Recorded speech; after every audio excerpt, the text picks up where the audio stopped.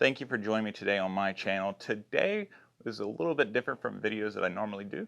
Today is going to be all about you, specifically your self-care. Now hold on, let me finish. Let me get my thought outs before you decide to back out of this video because it's a self-care video, all right? I'm not talking about spas, we're not talking about, cucumbers over the eyes or things like that if that's not your thing, all right? So bear with me. We do campcraft and bushcrafting, get outdoors and outdoor recreation in general to relax, right? You with me so far? You agree? Good, okay. Now, Horace Kephart, he put it very poignantly about how we get so wrapped up in our lives, the hustle and bustle, the comings and goings, the stresses of the real world, that we get caught up in that rat race that we don't take the time to reflect and self-care. He didn't put it in those terms, but really that's what he was talking about. Getting outdoors and refreshing ourselves. That is a form of self-care.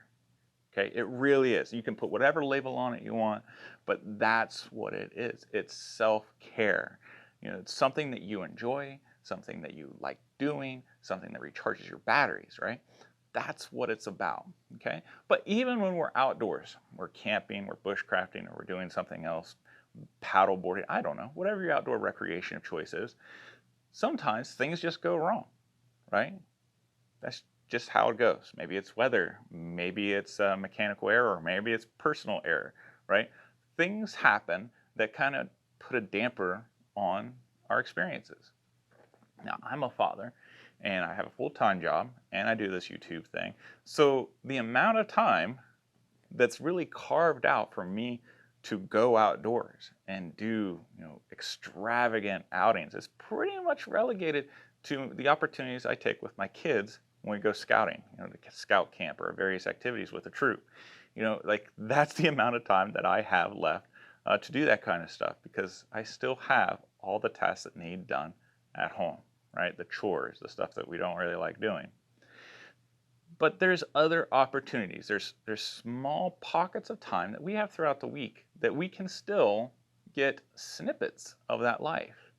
And I want you to think about those opportunities for you to practice, to reflect and calm down and maybe recall some good memories that you had of being outdoors, whether it was a nice hike or maybe it was an awesome canoeing trip or whatever it is, right? Now, I'm going to give you some ideas that I use to get that time.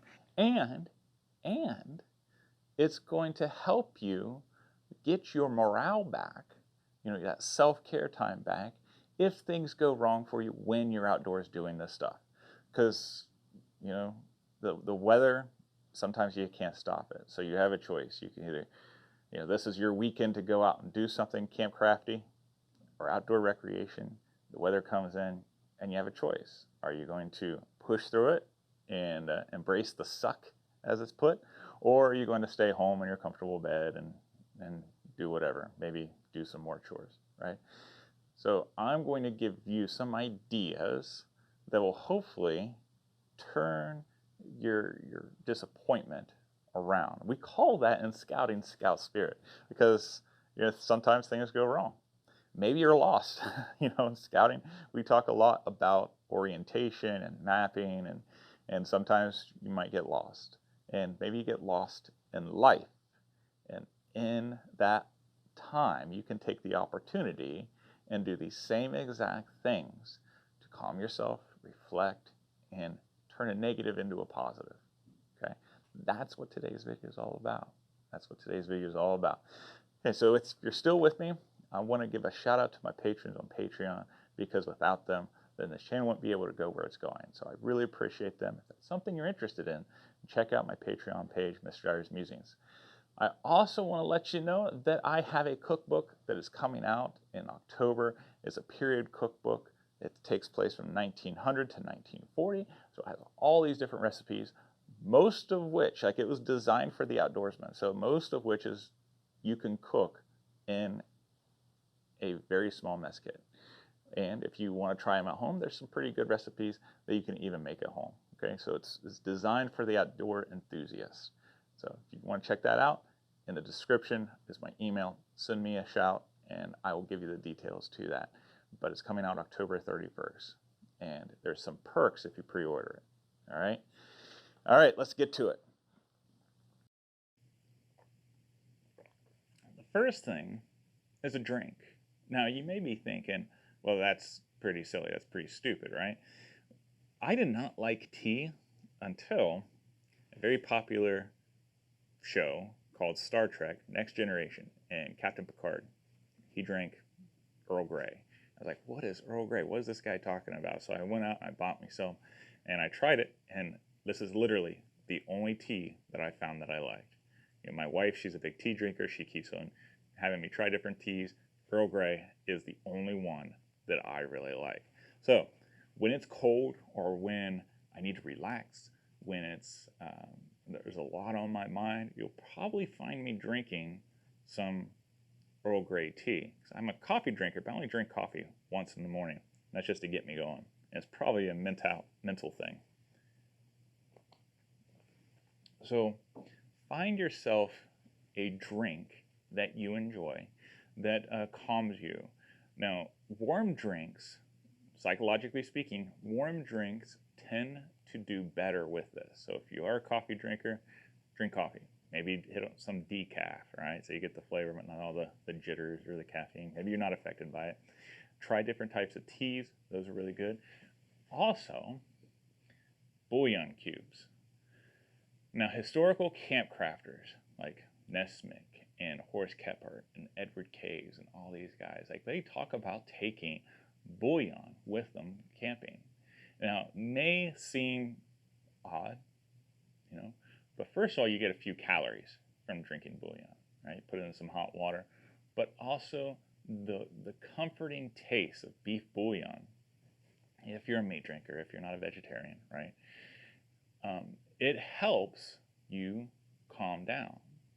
You know, again, it's the warm drink thing, but also beef bouillon, I think probably tends to remind people about comfort foods that they're used to eating when they're at home. All right, so take a couple cubes of beef bouillon with you, and if you find yourself either really hungry, you know, it's an excellent emergency ration additive, but you can drink that and it will help comfort you. Just having something in your stomach, something that you're eating or drinking, puts our minds at ease. So do that. Now, I'm not saying you should be a stress eater. Right? You shouldn't be munching down on chips and candy bars and all this other stuff. But something like beef bouillon, which doesn't have a whole lot of calories, can give you that sense of fullness, that sense of home comfort. Okay? So think of it that way. Something that all of us camp crafters and bush crafters and outdoor enthusiasts tend to take with us is a knife, right? Like that's the one tool that you don't want to leave behind. So you have this tool, maybe you're frustrated because a project didn't go well, right? And you're like feeling like a failure, like, I just can't get this, right? So instead of focusing on what you can't do, try to accomplish something that you can do. Because even if it's a small accomplishment, you get that positive feeling, that morale boost that you may need to try again. There's this famous, well-known, very popular YouTube video about a Navy admiral. And he went on there and he did this speech, the commencement speech.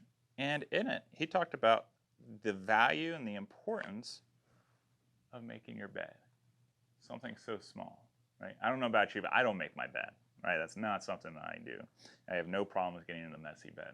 But he brings up a really good point, and that is the sense of accomplishment. The premise of the video, which I strongly suggest that you watch, and in fact, I'll even put a link in the bottom of the description for you. But the premise is that you can accomplish one thing, like making your bed, right? It's pretty simple. It's pretty basic.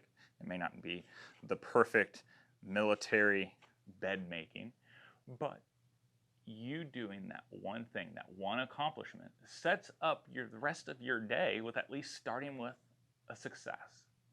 okay? Maybe as the day goes on and you forgot about making your bed and things go awry. Things just keep messing up. The day just sucks in general, right? When you get home and you get ready to go to bed, what do you see? It's one of the last things that you see when you get home before you close out your day. It's a made bed, right? So not only do you start your day with a success, you end the day like, wow, that's a nice looking bed. There's some comfort there, that self-care aspect of it. So starting your day with something that you've accomplished can be a big deal. Okay, that's at least one thing that you can reflect on before you doze off.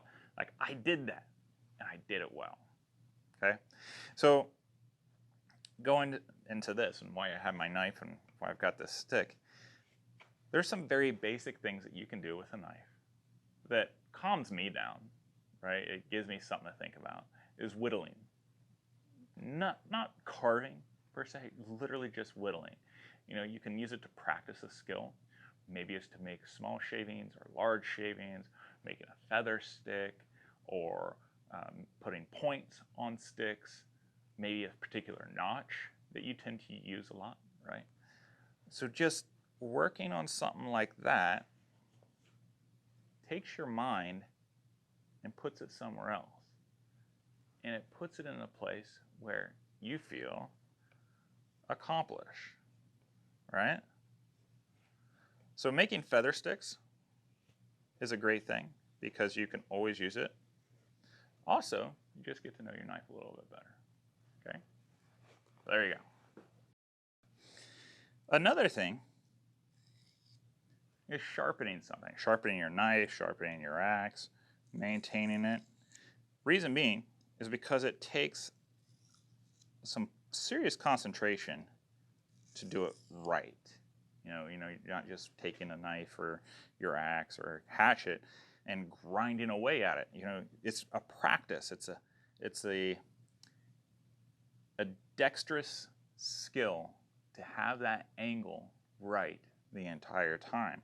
So if your mind's racing and you're worried about the stresses or the problems of camp, the weather, something like that, not only are you being productive, but you're also, again, quite literally sharpening the skill that's pretty important to outdoor recreation. So I like to sharpen usually at the very end of the day, right before the twilight, it gets really dark because you got to see. But I like doing this, listening to the different animals, and just trying to pay attention to the simple things. Because this isn't rocket science to do it, but to do it well takes dexterity. So maybe you need to take your hand and try sharpening a tool.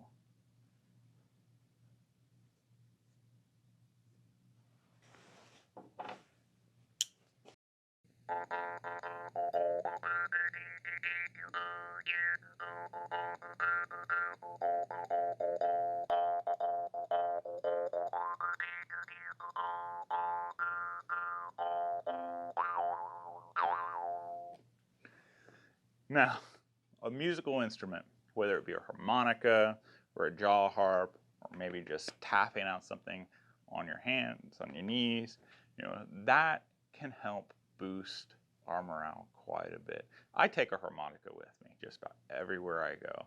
And if I've got some downtime and I want to get my mind elsewhere, I take out my harmonica and I play it. And if I'm around others, playing it usually helps cheer them up as well. So having some instrument, as basic as spoons or tapping something on your knee or maybe a jaw harp or a harmonica, can go a long way in just cheering you up. The noise itself of a jaw harp is pretty entertaining. Is it not? So this is one for those of you who really like knots. When I have downtime and I have nothing better to do. Maybe I'm listening to someone tell a story, because I'm ADD. I like to fidget with my hands. I like to try to figure out how many different kinds of knots I can fit on one rope. Now, doing that not only gives you practice, but also it tests how many you can remember. If you have a string of like 12, 18 different knots, that's pretty good, right? In comparison to maybe you just started out with 4 or 5. And if you can put it all on one piece of rope, that in itself shows some skill.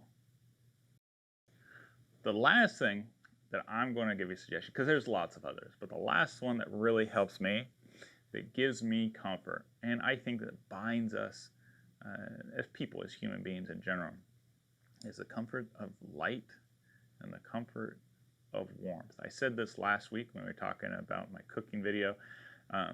There's two things that really brings people together on any outdoor recreation, and that's either food and fire.